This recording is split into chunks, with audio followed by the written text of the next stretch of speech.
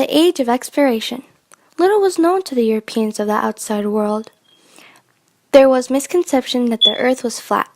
The Age of Exploration was filled with courageous voyagers and conquerors from all over Europe, much like today. There was much competition for land rights. The main dispute were between Spain and Portugal. Not only these two countries, but surrounding ones as well.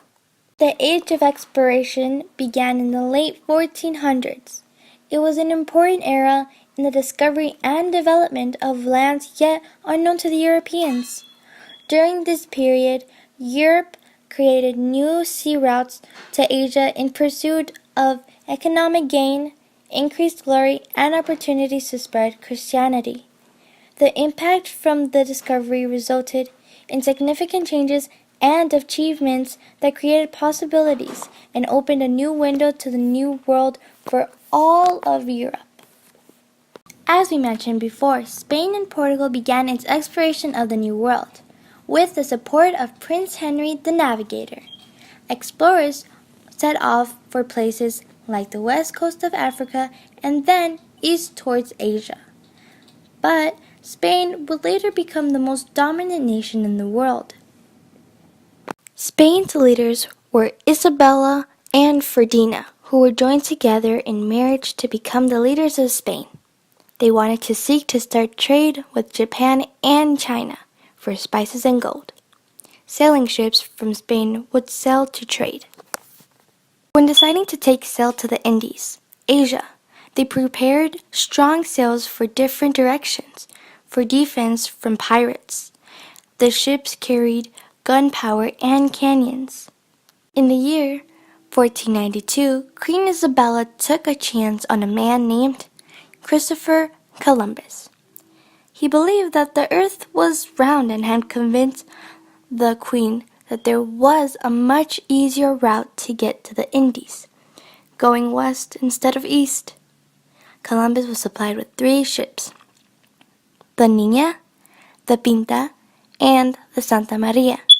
He departed on August 3rd, 1492.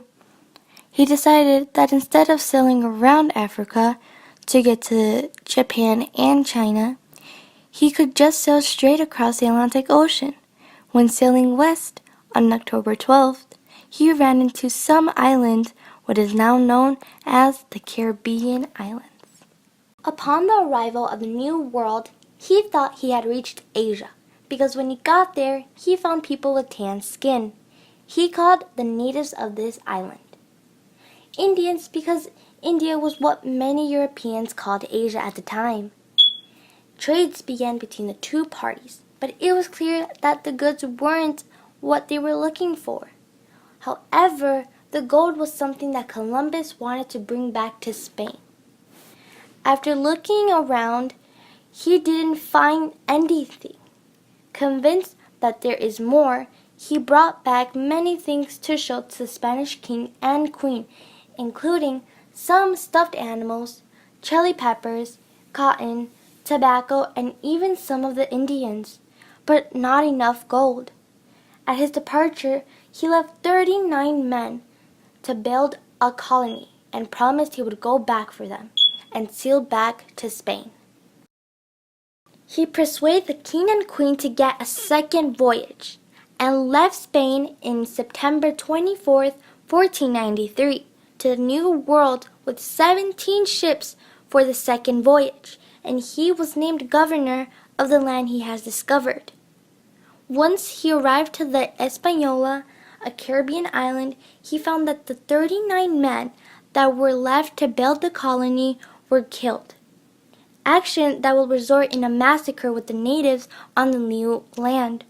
His politics led to an uneven war with the natives that were not following his demands.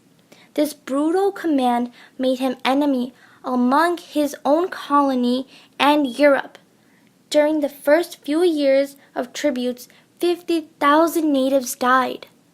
The Spanish wouldn't have known that the New World was in the Indies for the next 20 years.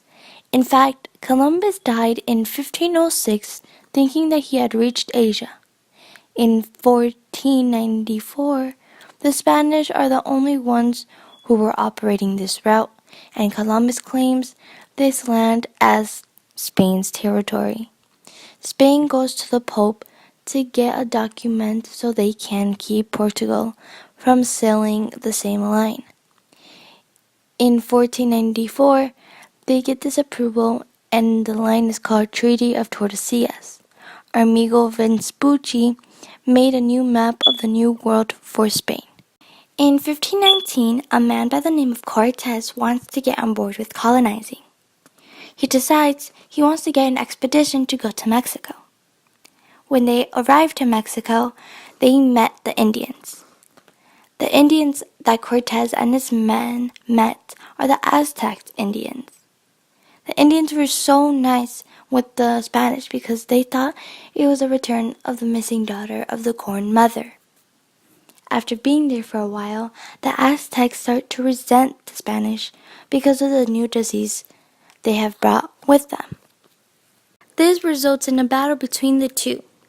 Cortes ends up defeating the Aztecs by killing thousands. In 1521, the New World is being explored further by the Spanish, and Spain becomes extremely wealthy. In 1592, a man named Pizarro explores Peru. The church tells the Spanish that they cannot kill all of the Indians like Cortes did. Pizarro ends up being able to kill the chief and a lot of the other Indians due to the requirement of 1526, which states they have to give them an opportunity to become Catholic before they kill them.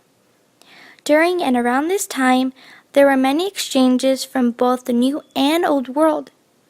Plants, animals, and diseases were at the top of the list.